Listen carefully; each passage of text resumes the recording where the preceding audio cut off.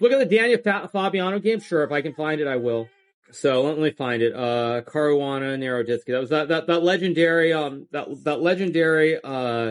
that legendary Spanish. Let me find it. That you were streaming? I mean, I'm streaming. I was not intending to stream today. And then I saw there was a bunch of nonsense elsewhere. But then, as I said, when I went over to the club, with my wife before the round started, I mean, I for something in my mind just clicked. I call it intuition, whatever. Something clicked when I saw Eric Rose, and he didn't look completely right. And so I was like, "Are you okay? It's all good." And then he's like, no. And then he told me the news, and I was thinking, I felt that there are going to be a lot of people who were big fans of Danya's, who are probably going to be looking for somewhere to at least be part of the chess community as a whole. And so I just thought it was the right thing to do. Let me find the game. Let me find it. Where's the game? How do I open this? Do I go here? 1 second. I guess I can't do it easily, so let's just go here. If it loads. Yeah, here we go. I think you guys see the game. I don't care if it shows the analysis and everything. I mean, 1 second. Let me see. Is this better? Maybe this is better if I turn this off. Yeah. So of course there was a game between Fabiano and Dan Naroditsky from the US Championship. This was, I believe, in 27. Or when was this? Sorry, let me find the article. I don't have it. So someone tell me, but. They played in the US Championship. Danya played this A6 D6 system against Fabiano's Spanish. I'll flip the board, of course, because Danya won this game. Castles, Bishop D7, C3, and now move Knight to F6. And then Danya played Bishop G7. One thing about Danya is he always loved the fianchetto. He loved it's 2021. He loved the fianchetto setup. He was somebody who really, he liked playing the King's Indian. I think everybody knows. He and I, we had many games in the King's Indian. It was probably what, when I think back on all the games he played, what I'll remember him the most for was just the classic King's Indian. He also played a lot of moderns. I mean, again, as I said, I played it many times. He played all kinds of moderns, all kinds of King's Indian, but he loved the fianchetto bishop. So he ended up getting a fianchetto bishop against Fabiano in this game. And then he castles, we get h3, knight to d4, takes, queen b3, a5, a3, and now we get to move knight to c6. We get to move knight f1, and then we get to move a4 here, queen d3, and now after knight to a5, Dan is trying to put the knight on b3, some pressure towards the central pawns. Very decent position. We get bishop g5, then we get h6, takes, knight d2, we get knight a5, knight b1, bishop g7, and then we get to move c6. White's still a little bit better here, but black has a nice bishop on the diagonal. You have the pawns and the queen here. You get e5, rook e8, knight e4, knight c4. We get takes, knight e5. We get queen f5, another nice move here due to the pin. g4, queen e6, knight c3, and after rook c8, rook e2, and queen b3, Danya starts to take over the game. I don't care what Kramnik tweeted, you guys. I don't care one bit. I don't care at all. I already gave my thoughts on Kramnik, and I hope someone clipped it. And then we got this endgame where Danya gets two connected pawns. We get rook c1, bishop b2, bishop a3, b2, bishop f8, and now bishop g7. And now Danya just brings the king all the way over. He has a passed pawn on b2. And then we get this position, and eventually he goes on to win this game. Fourth trade, bring the bishop back. Now the knight is dominated by the bishop. No squares available here. We get king d5, h5. Then we get g3, bishop d6. And here Fabiano resigns because Danya's controlling the two pawns with the b. The king comes over and gobbles this one. And he gets a very big win. Probably the biggest win of his classical chess career against Fabiano in the 2021 US Championship. So this was... I remember this game because Danya was struggling in the tournament, but he had this huge win against Fabiano. It speaks to how good he was. So, all right, you guys, I'll just go back to the regular scene. This news is painful for me. Yes, it's extremely sad. It's extremely sad. Daniel was really proud of his game against Ortiz Suarez. I can try to find that too.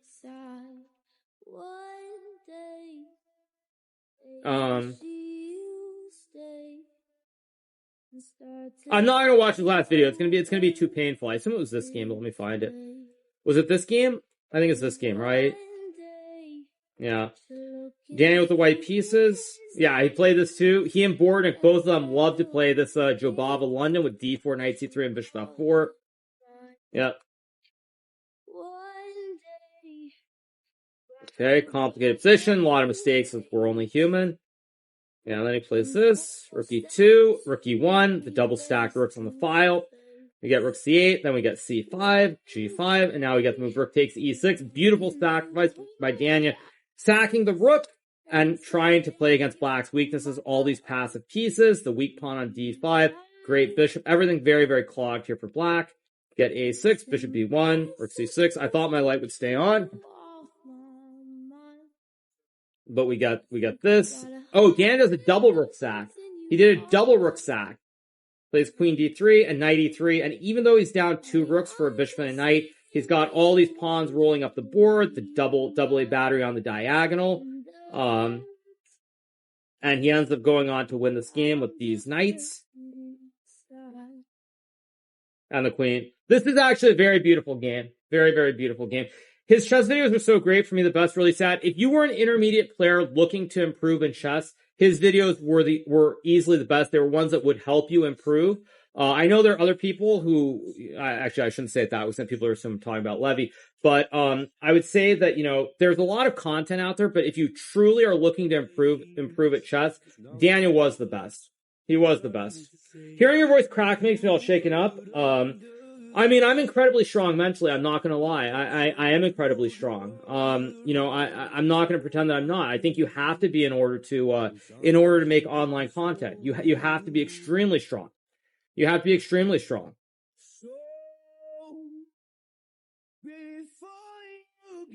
Like, even though I didn't read comments, I'm aware that there's some stupid thread or clip about me from yesterday trying to make me out to be the worst person in the world.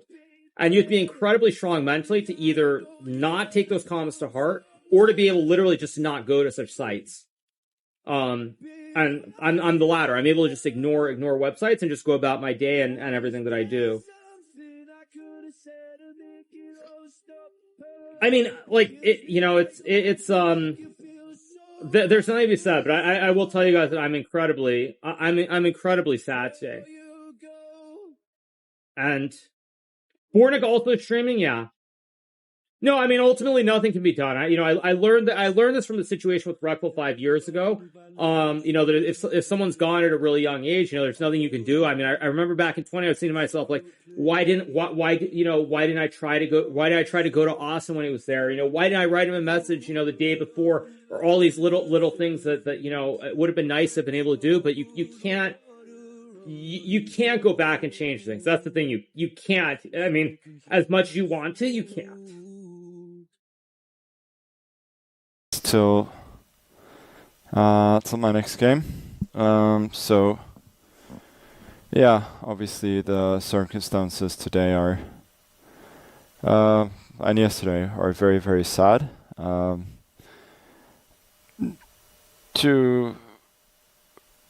The first thing I will say is that obviously, like, I've known Naroditsky I knew Naroditsky for many years. Like, we weren't close, but we played a ton of games against each other online, and he was always, first of all, a great opponent, but also very, very respectful, very nice, and I spent many hours not only watching his games, but also watching his streams, which were both, you know, exciting for his incredible gameplay, but also great explanations. And funnily, he was kind of with me during 2 of my biggest moments in the last year when I played him.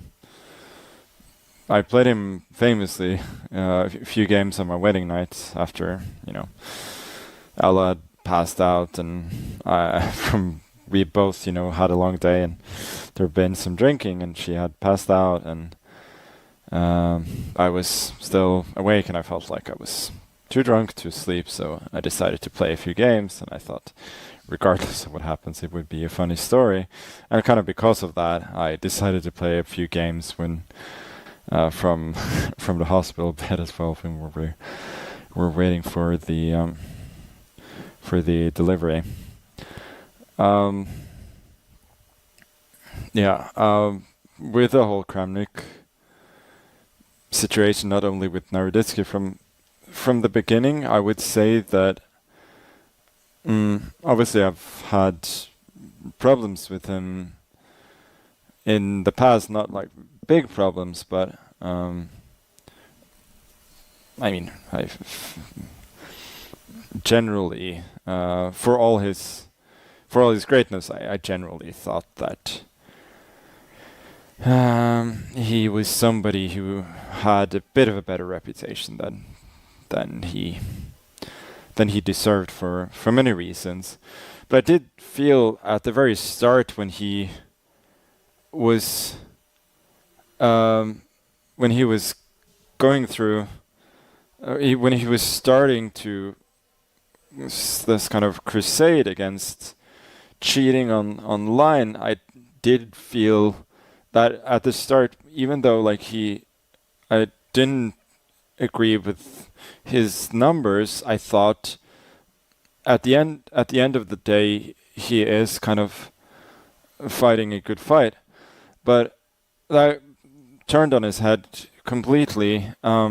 First of all, he started to go after Hikaru, which seemed crazy. But I thought that was bad in itself. But when he started going after Naroditsky so hard, first of all, I don't think anybody thought that Naroditsky was cheating, and I know that, coming from me, make of it what you will. Some people will say that I have very little credibility on the matter, but I personally, like, in private, I expressed that, I was sorry for what he was going through and supported him. Probably should have done that publicly as well, but I think people can understand some of the reasons why I was reluctant to sort of do that fight more publicly. And I thought, the way he was going after Naroditsky was horrible, and seeing how it affected him as well, which was apparent. Not like I don't have any more information than you guys. Like, I don't know what happened 2 days ago, so I'm not going to speculate on that. But regardless, even long before that, it had clearly taken him to a point where he was not in a great space. So again, make of it what you will, coming from me, but that was not good, and it's a great loss. It's very, very sad for all of us that somebody who was such a resource to the chess community and also had, a universally high approval rating of everybody he met, was led to the place that he was. And it's just very sad. Welcome back, guys. Today is a little bit of a different video with quite a sad undertone. I was actually just editing a video about rook endgames, which I wanted to publish tonight, but it's not the right occasion for that. As you can see on the screen, it seems like Daniel Naroditsky has passed away, the American grandmaster and renowned commentator. at a very early age of just 30. And I honestly don't have the words for it currently. I just got the message like a couple of minutes ago. My friend texted me, go ahead on Instagram and check out the post by FIDA. This is also what you can see here.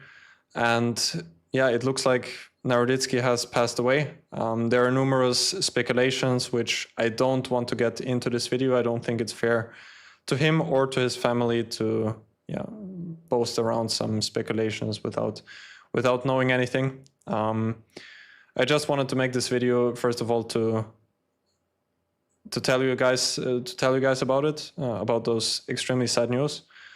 And secondly, also to say how much Naroditsky is gonna be missed. I mean, first of all, this message, I mean, FIDE posted this some 15 minutes ago, so this is super fresh. I mean, I hope that this is some sort of sick joke or hack or whatever it might be, but I have a feeling that it's not. And therefore, here we are. What I wanted to say was that I've always loved watching Naroditsky's commentary. I've followed his YouTube channel over the years, even though I did not watch many of his videos. What always really stuck out to me was his commentary on chess.com. And the curious thing, I mean, curious is the wrong word, but the ironic thing in some sense is that actually I was watching Naroditsky's commentary yesterday and today for a couple of hours. I went back to the Speed Chess Championship from 2022 or 2023.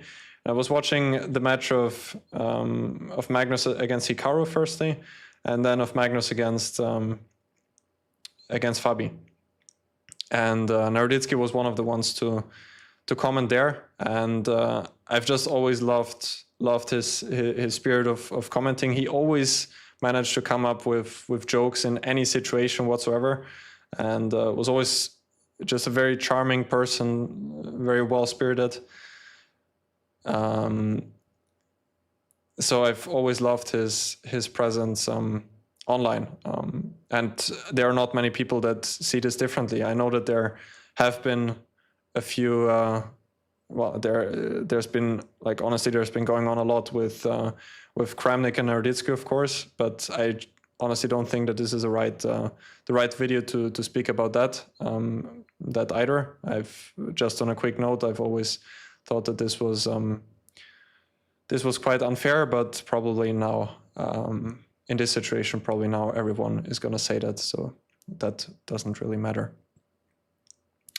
Anyway, I just wanted to give you guys this message. As you can probably see, I'm pretty shocked and saddened with those news. I cannot imagine how his family and loved ones are handling the situation. I think now is a good time to stop the video. I will not indulge in any of the discussions or allegations, as I've said earlier. Now is just the right way to wait and see what is gonna unfold. I just wanted to give you guys the message, and may Daniel Naroditsky rest in peace. Chess is losing an incredibly important person in not only content creation, but just a terrific person from what I could see from the online presence. So that was it for today, guys, and I'm gonna see you guys in another video.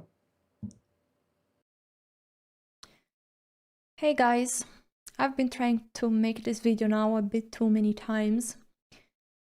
It's for me really hard to find the right words, how I would like to express this, but I will do it anyway. Forgive me if the words I use are not the perfect one, but I try to do it with a good heart. Unfortunately, Daniel Naroditsky passed away at age of 29. Too early. Just too early. When I heard the news yesterday, it was shocking, as it was shocking for everyone. And it's astonishing how I never met Danya personally. but it feels so sad, and I'm also a bit hungry about it.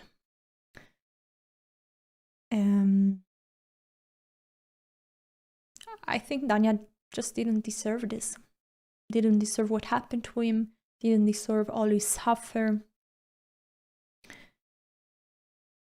For those, many people know Danya, but he was amazing in so many things. And I remember in my Twitch days, I was always telling to people to go watch his YouTube videos, because he can explain concept that usually for top grandmasters like he was would be very hard to explain.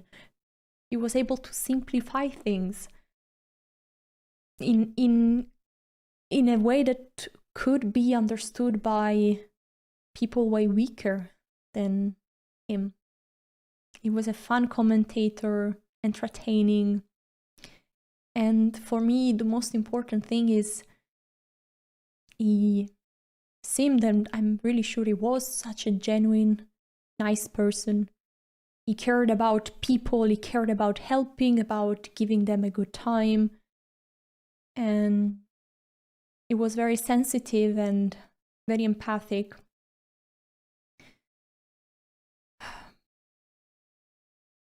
And yeah. Ladies and gentlemen, it is with a deep and profound sadness that I bring you the news today of the passing of Grandmaster Daniel Naroditsky.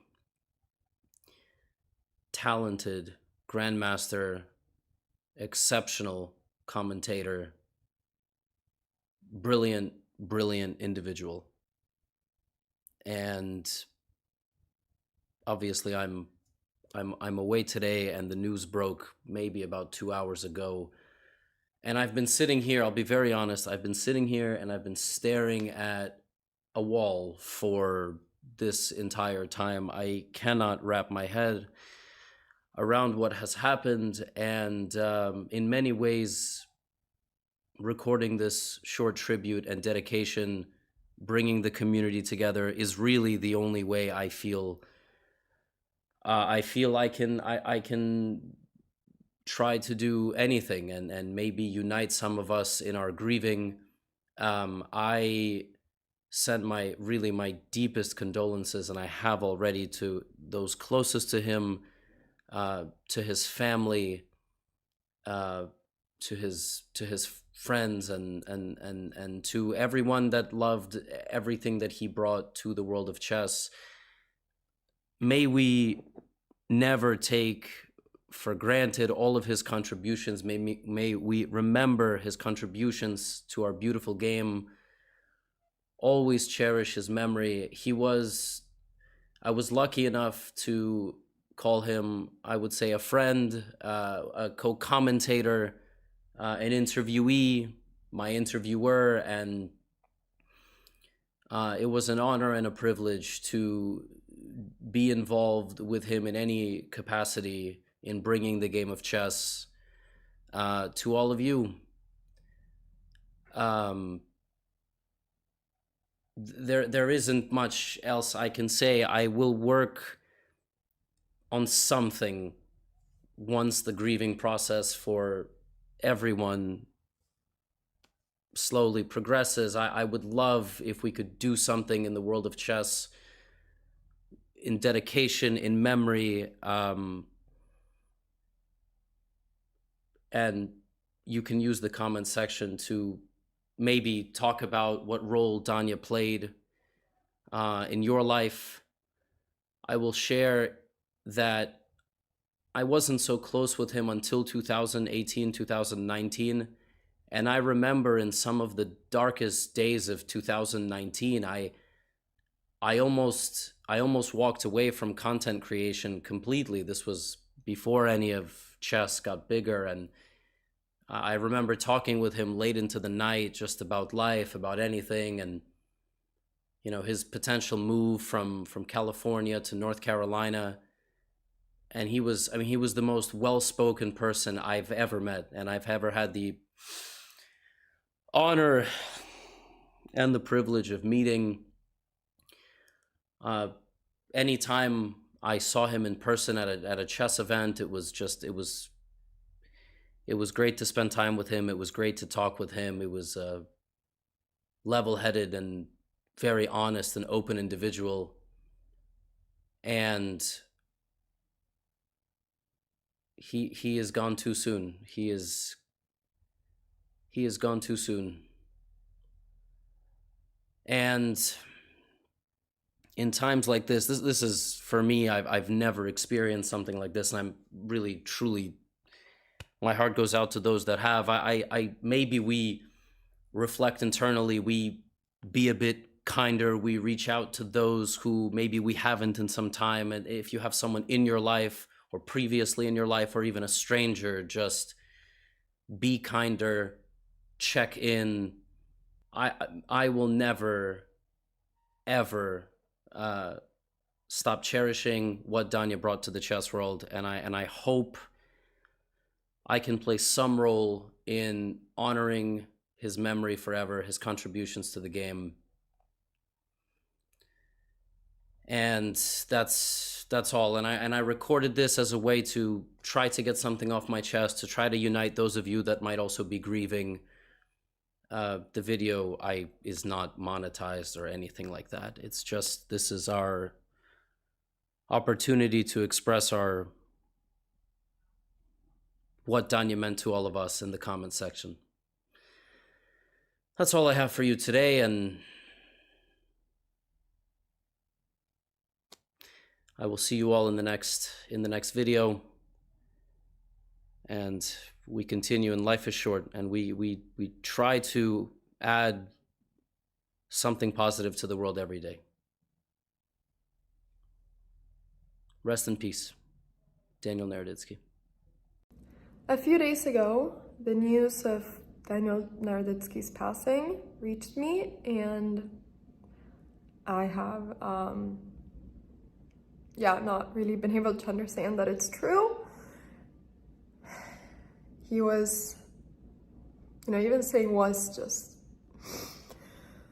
feels so strange to talk about him in the past tense, but yeah, he was one of the best human beings that I've ever met in so many different levels, primarily for me by his kindness and just how humble he was, and just how insanely kind he was to absolutely everyone he met, no matter if it was a stranger or a friend or anyone. He was always so kind.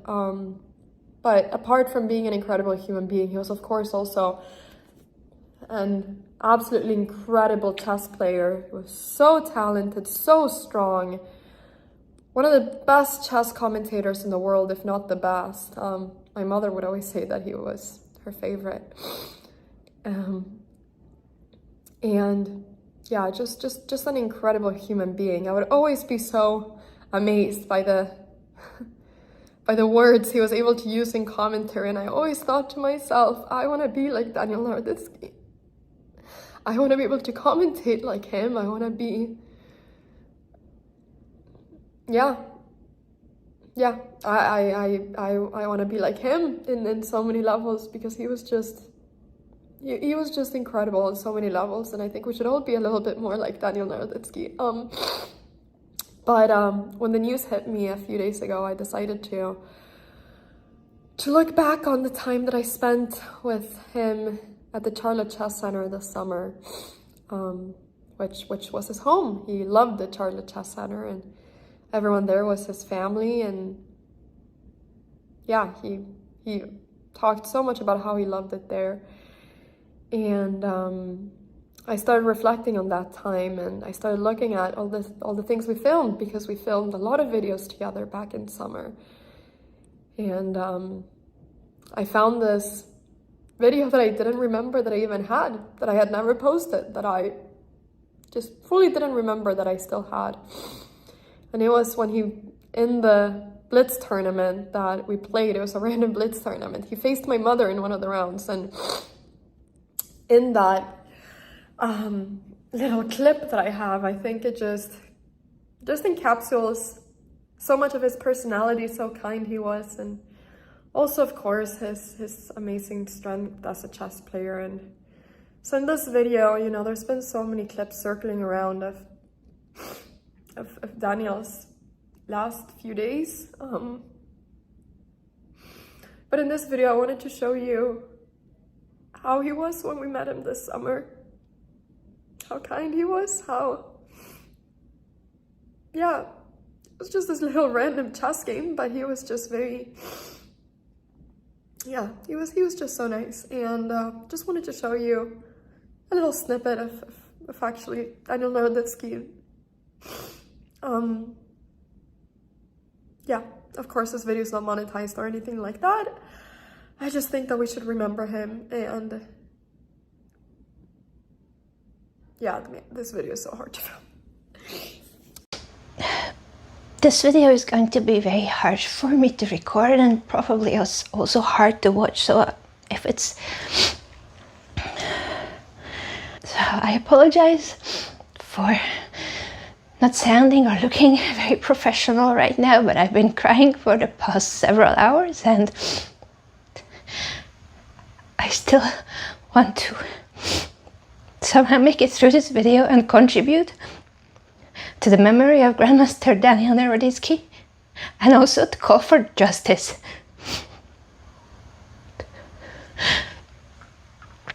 Danya was going to turn 30 in just a few weeks. His birthday is just a few days away from mine, November the 9th. And he's no longer with us. He was one of the kindest, most caring, loving souls. So gentle, so wise, so eloquent.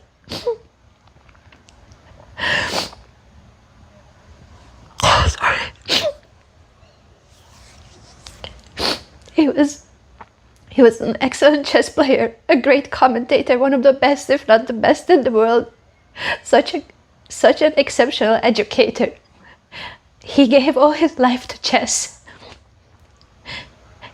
And what he received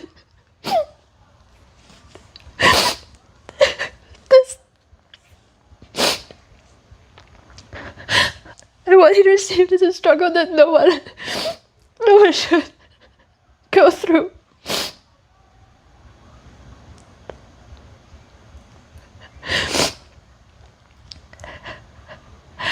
I would like to talk about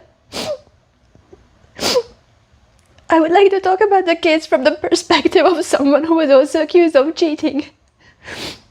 And even though it's just a fraction of what Daniel suffered, I want to contribute with it to give perspective on how much there's absolutely no consequence or action taken when someone innocent is falsely accused.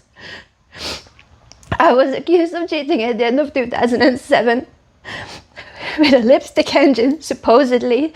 The story went mainstream for how crazy it was, the accusation itself. And the Hungarian Chess Federation filed a case to the FIDE Ethics Committee to take action against the 3 players that accused me of cheating.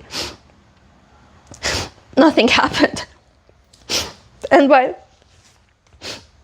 my case was just a tournament and just a moment in my life, I know very well how it feels when your entire dignity, your entire identity is being questioned and undermined for someone like Danya, who is always such a genuine and honest and authentic person, to then have to struggle for 2 years of constant allegations and accusations by someone that he used to admire, someone who has a high reputation in the chess world. My accusers were titled players, but they were no former world champion, and they didn't come after me day after day after day. The fact that Vladimir Kramnik accused so many players including Grandmaster David Navarra, who also filed a complaint to the FIDE Ethics Committee, and he himself had suicidal thoughts. That it's not taken seriously. It was not taken seriously.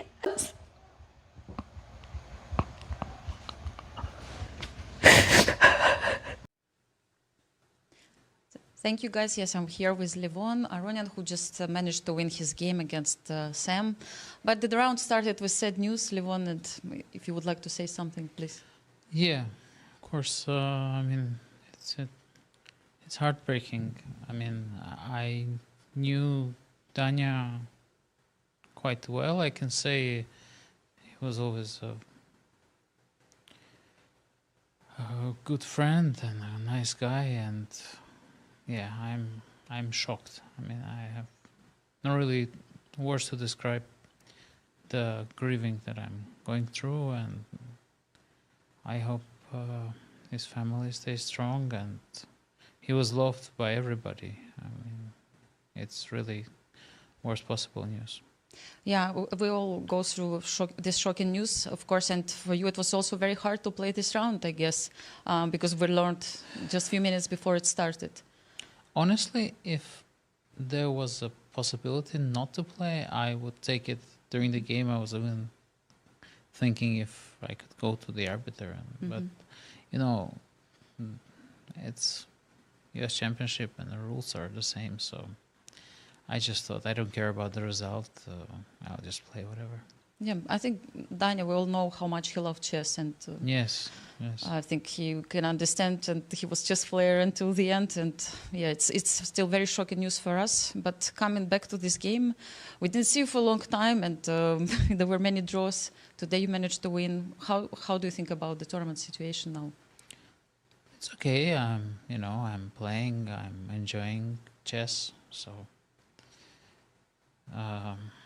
it's such a luxury just to play chess and not to think about things and be away from real life where all kinds of things can happen. So, it's yeah.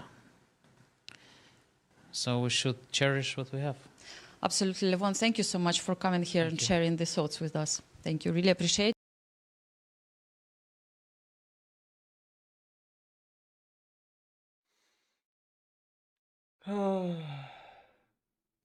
Я его нашел, да, нашел мертвым в его доме.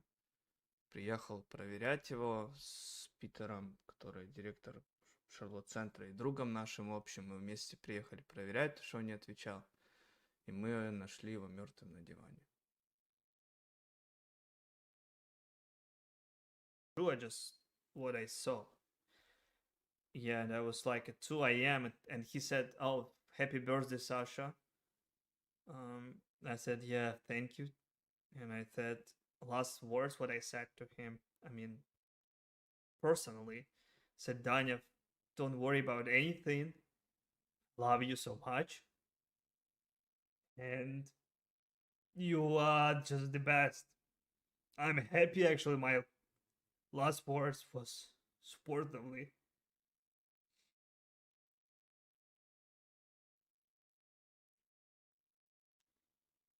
And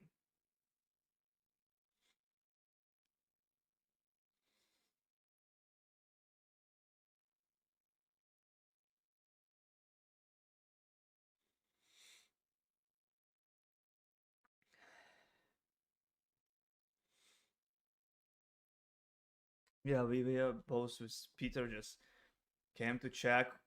We couldn't. I mean,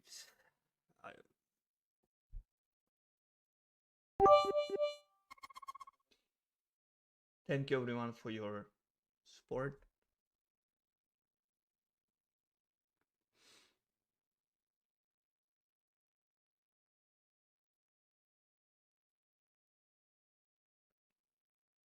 I never found anybody in my life like that, and that's my friend, my best friend. I'm so sorry for this loss to his family and to everyone. Yeah, I'm so sorry for this. I'm trying to be strong.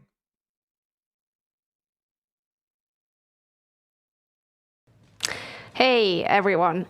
We know many of you are hurting today after the sudden passing of Grandmaster Daniel Naroditsky. Our deepest condolences and thoughts go out to the Naroditsky family, his friends, and to everyone who was inspired by him.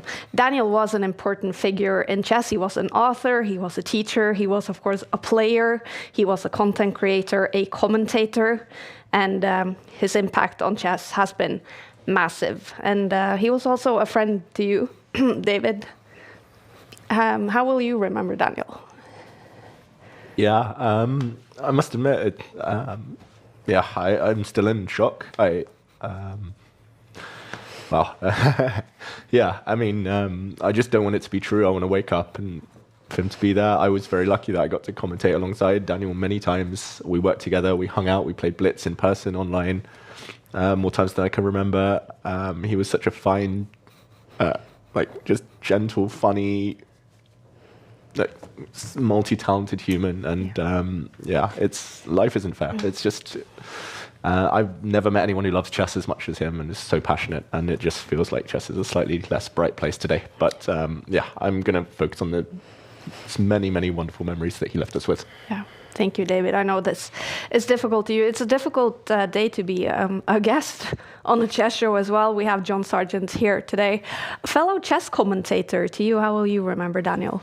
Yeah, I followed Danya for quite a while, but I didn't really work with him until sort of about this time last year. And I think one of the things I'm really going to take away the most about Danya is I was coming into a scene that I'd been a part of for a very long time. I was very nervous, massive imposter syndrome. And being on my first broadcast with Danya, I think it was at the Olympiad, within about 20 seconds of talking with him pre-show, he just made me feel completely at ease. I completely forgot almost where I was. There was no ego involved. He was so good at being inclusive and cheerful, and he was so infectious with his energy. And that's, I don't think I've ever been more comfortable working with someone on camera as quickly as I was with Danya.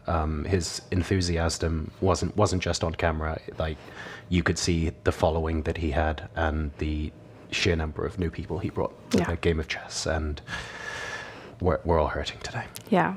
Thank you, John. Now, before we begin, we want to invite all of you at home to join us for 1 minute of silence in memory of Daniel Naroditsky, who passed away at only 29 years old.